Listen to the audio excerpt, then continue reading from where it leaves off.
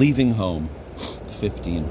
I love Minnesota. I am Minnecentric and always will be. Most people know little about it except that it gets cold in the winter, and so wherever you go, you begin with a clean slate.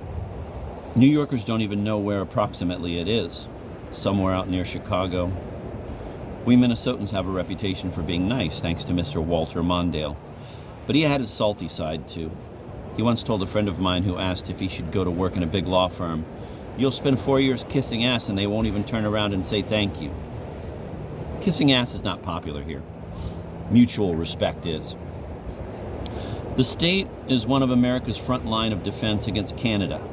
We're the home of Hazelden and the recovery industry, offering recovery groups for people in grief at pet loss, short people, scandophrenics, vegophobes, the compulsively colorless, people suffering from North Polar disorder and traumatic taciturnity, hypercalmness, disagreement anxiety, disaster anticipation. You name it, and there's a program for you where you will hear a talk and then break up into discussion groups, but there's no group for old men at the high end of the contentment spectrum. We are on our own. I pulled out of Minnesota when I was 80 because I needed a fresh start in a place where I don't belong.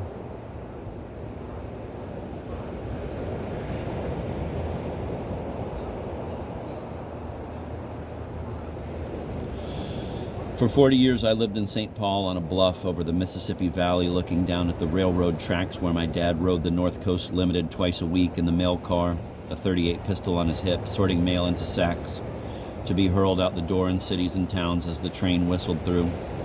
My mother, Grace, in her late teens, lived a few blocks away and earned pocket money going door to door selling peanut butter cookies in brown lunch bags. The two of them are buried in a little cemetery above a creek that flows into the Rum River, which flows into the Mississippi near where I was born. Someday I'll be buried there too, unless I fall off a fishing boat off the coast of Connecticut and am eaten by sharks. Some of us don't get far in this world. I graduated from the University of Minnesota on the riverbanks in Minneapolis, where now I go to hockey games and the pep band plays Minnesota, hats off to thee, to thy colors true we shall ever be. Same as back in 1964, and I stand and sing it, which I didn't back then because I was a poet and loyal only to myself. In Manhattan, I am anonymous, just as I was when I was an undergrad, which makes me feel young and ambitious. I fall asleep in Manhattan and my old relatives are in my dreams. I walk through a garden of tomato plants and strawberries, and Eleanor and Josephine and Bessie approach, and we walk arm in arm. All is forgiven.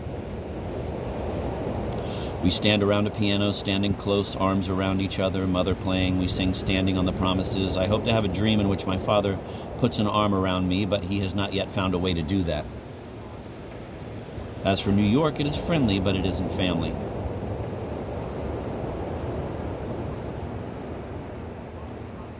I can have engaging conversations with people I know here, but they don't find their way into my dreams. I suppose they're busy.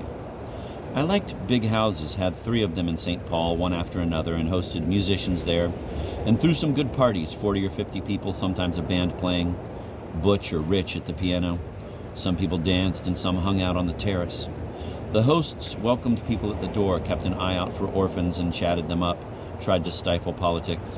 This was a liberal crowd prone to indignation and anxiety, the heebie-jeebies, the fantods, a communicable virus. And your job is to keep an ear out for it and try to quash it and instill silliness, which Minnesotans resist.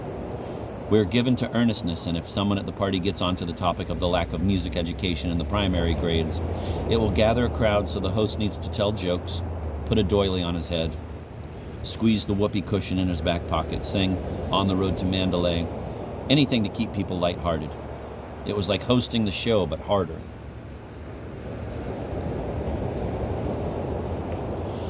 Adopting cheerfulness as a strategy does not mean closing your eyes to evil. It means resisting our drift toward compulsive dread and despond. My mother dreaded seeing me poke a fork into the toaster to fish out a tiny piece of toast. She gasped. She imagined sparks flying and the sizzle of her middle child, like a murderer in the electric chair. So I did it carefully when she wasn't looking. I'm disturbed by swaggering men who holler obscenities and gun their engines when the light turns green. I think, well, they were slow readers in 4th grade and other kids made fun of them, and now in their late 40s they're trying to heal the wound.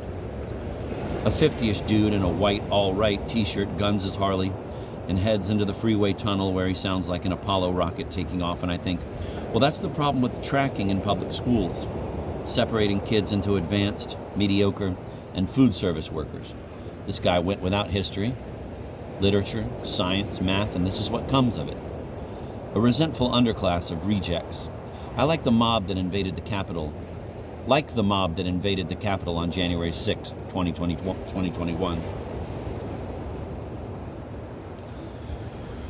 My fellow Democrats try to ignore evil. They're busy trying to eliminate reference to gypsy moths lest Romany people feel marginalized, and to achieve numerical diversity in the arts and replace cops with social workers and so forth. But there are angry characters out to create civil dysfunction and make us wary of walking to church on Sunday.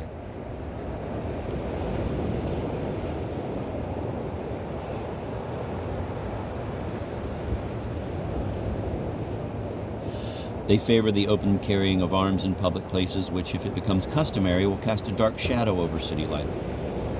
And some of us Episcopalians will need to consider becoming Epistolarian and carrying a Colt to 10 a.m. communion. Shoot if you must, you SOB, but not during prayer or hymnody or when the holy word is read, or you'll go down in a hail of lead. Go shoot some horned or furry mammalians. Don't mess with Episcopalians. Even as I sing God's praises, you'll go down as my 6-gun blazes. I'm a Christian, but I carry heat. Next stop for you is the judgment seat.